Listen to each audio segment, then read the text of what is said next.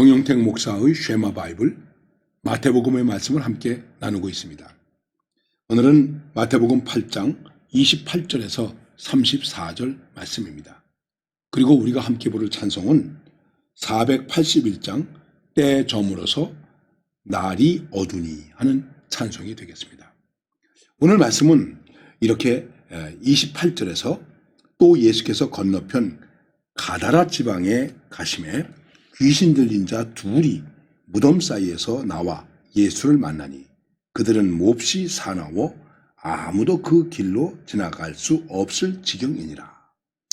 이에 그들이 소리질러 이르되 하나님의 아들이여 우리가 당신과 무슨 상관이 있나이까? 때가 이르기 전에 우리를 괴롭게 하려고 여기 오셨나이까 하더니 하는 말씀으로 시작하고 있습니다. 가다라 지방에서 귀신 들린 사람을 고쳐주는 말씀입니다. 이 다른 성경에는 무덤 사이에서 귀신 들린 사람이 아주 사나운 모습으로 하고 있다고 하는 것을 말씀하고 있습니다. 꼭 그렇게 생각할 것은 아니지만 귀신 들린 사람은 어떤 사람일까요? 사람이 제어할 수가 없습니다. 그가 가지고 있는 힘과 여러 가지 모습을 사람이 제어할 수가 없습니다. 그래서 몹시 사나워 아무도 그 길로 지나갈 수 없다 하는 것입니다. 그런데 예수님은 그 길로 지나가셨다는 것입니다. 아주 중요한 말씀입니다. 자, 귀신을 내쫓는다. 여러분, 나사렛 예수의 이름으로 명하노니 사탄아 물러가라. 귀신이 쫙 나가면 얼마나 좋겠습니까? 그런데 그 귀신 들린 사람이 그때 예수 믿는 사람에게 넌 뭐야? 여러분, 그런 경우도 있습니다. 생각해 보세요. 귀신 들린 사람. 누가 귀신 들린 사람을 가까이 하겠습니까? 저도 목회할 때 귀신 들렸다고 하는 사람 만나고 그를 위해서 기도하기도 했습니다. 그런데 목사님, 이 사람이 좀 귀신이 들린 것 같은데 좀 이상해졌는데 데려올까요? 어떻게 데려오지 말라고 그럽니까? 그러나 속으로는 걱정이 되더라고요. 누가 가까이 하겠습니까? 그런데 예수님은 가까이 하셨다. 그렇습니다. 우리가 어떤 기적의 역사를 이루어낼 때 그것이 어떤 놀라운 일로 현실적으로 일어나는 것도 중요하지만은 그 현장 속으로 내가 가까이 갈 수 있는가? 문둥이에게 가까이 갈 수 있습니까? 병든 자에게 가까이 갈 수 있습니까? 코로나 환자에게 가까이 갈 수 있습니까? 가까이 못 가죠.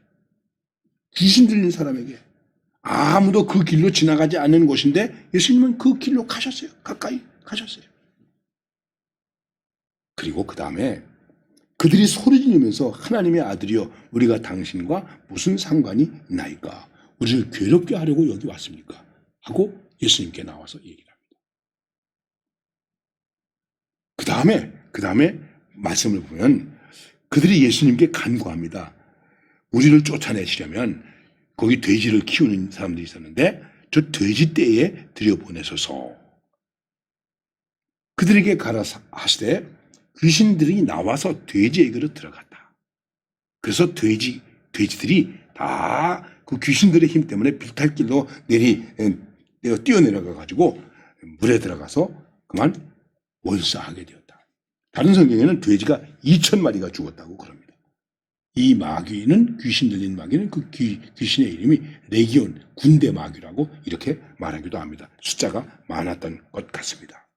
자, 우리가 이 말씀 속에서 이야 대단하네 이렇게 생각할 수 있겠는데 여러분 예수님 참 우리가 생각할 때 대단하시다고 생각할 수 있는 게 무엇이겠습니까? 귀신 들린 사람과 대화했다는 것입니다. 다른 사람들은 가까이 하지도 못하는데 예수님은 가까이 했습니다. 그리고 대화했습니다. 누구를 못 만나겠습니까? 만나지 못할 사람이 누구입니까? 참 요즘에 우리 세상의 모습을 보면 교회에서도 그렇고 특히 정치적인 것에서 보면 대화가 안 돼요. 말이 안 통하는 거예요. 일단 대화를 해야 되지 않습니까? 그리고 대화가 너무 엉뚱해요. 귀신 들린 사람이 예수님께 말하고 있습니다. 간구합니다. 우리를 쫓아내시려고 오셨습니까? 우리를 쫓아내시려면 저기 저 돼지떼에게 우리들을 들어가게 해주세요. 그런데 예수님은 그래 나와서 돼지떼에게 들어가라 말씀하셨습니다. 그리고 돼지는 몰살했습니다. 이것 때문에 나중에 이런 돼지를 치던 자들이 다 달아나서 시내에 들어가서 모든 일과 귀신 들린 자의 일을 고하니까 온 시내가 예수님을 만나려고 와서 예수님 보고 여기서 떠나가 주세요. 돼지를 손해봤으니 우리를 손해보게 했으니 떠나가 주세요. 예수님께 오히려 떠나달라고 간구하는 모습이 나와 있습니다. 이 말씀을 우리가 어떻게 해석해야 좋을지 조금 어려운 부분도 있습니다. 중요한 것은 이것입니다. 대화가 되지 않는 귀신 들린 사람들과도 예수님은 대화하셨다. 그리고 그들의 말을 들어주었다 하는 것입니다. 아니, 귀신 들린 자의 말을 왜 예수님은 들어주셨을까 생각할 수 있습니다. 왜 들어주셨을까요? 이유는 간단하죠. 그들을 낫게 하려고, 치유하게 하려고. 그리고 그 대가로 돼지가 죽었습니다. 여러분, 어떤 일이든지 어떤 일을 할 경우에는 반드시 그 이면에 이 일을 이루기 위한 뭐가 따르는 것입니까? 희생이 따른다는 것입니다. 귀신 들린 사람들을 온전한 사람이 되게 하기 위해서 돼지의 목숨이 필요했습니다. 죄인을 온전하게 하기 위해서 예수님의 목숨이 필요했습니다. 우리가 늘 이걸 생각해야 됩니다. 거저 주어졌습니까? 아닙니다. 지금 내 인생의 자리가 거저 주어졌습니까? 아닙니다. 사람들이 제정신을 차리지 못하고 있어요. 그리고 다 자기가 얻은 줄 알아요. 자기가 만든 줄 알아요. 자기가 이룬 줄 알아요. 착각을 하고 있는 거예요. 그래서 어떻게 되는지 아십니까? 그 행태가 귀신 들린 사람이 되는 거예요. 그래서 귀신 들린 모습이 되면 그 삶이 귀신적 삶이 되기 때문에 대화가 안 돼요. 사람들이 근접하기가 어려워요. 현대적 귀신 들린 사람들의 모습을, 귀신적인 삶의 모습을 우리는 많이 봅니다. 성공했다고, 돈 좀 있다고, 높아졌다고, 지위를 가졌다고, 힘이 있다고. 귀신적 삶의 모습을 가진 사람들이 많이 있습니다. 무시합니다. 짓밟습니다. 딛고 일어섭니다. 그런데 예수님은 이들을 가까이 했습니다. 대화했습니다. 그리고 치료하기 위해서 대가를 치르십니다. 사람들은 이 대가를 아깝게 생각합니다. 안타깝게 생각합니다. 여러분, 우리가 이 세상을 구원하려면, 교회가 사람들을 구원하려면 교회는 어떻게 됩니까? 돼지쯤은 죽일 수 있는 가치의 우선순위에서 실패하지 말아야 된다는 것입니다. 그렇습니다.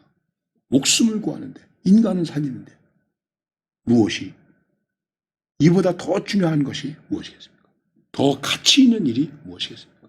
생각해 보십시오. 그냥 단순하게 말씀을 드려도 여러분과 제가 예수를 믿는다면 예수를 믿는 내가 보다 더 좋은 것을 할 수 있어야 됩니다. 보다 더 가치 있는 것을 할 수 있어야 됩니다. 보다 더 선한 것을 할 수 있는 지혜가 있어야 됩니다. 그것을 해야 됩니다. 이게 용기입니다. 이게 신앙의 결단입니다.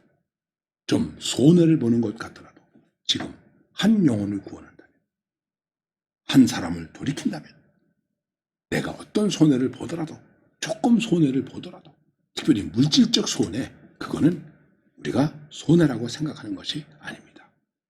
하나님의 나라 일을 위해서 사람들은 어떻게 했습니까? 목숨도 바쳤습니다. 아주 중요한 것입니다. 목숨도 바쳤습니다. 선교지에서 이렇게 목숨을 바친 사람들이 많이 있습니다. 우리나라에 와서도 내게 1000개의 목숨이 있더라도 이 1000개의 목숨을 한국을 위해서 바쳤으면 좋겠다고 이렇게 말한 사람도 있습니다. 그렇습니다. 오늘 우리의 신앙적인 역사를 위해서 나는 무엇을 희생할 수 있는가?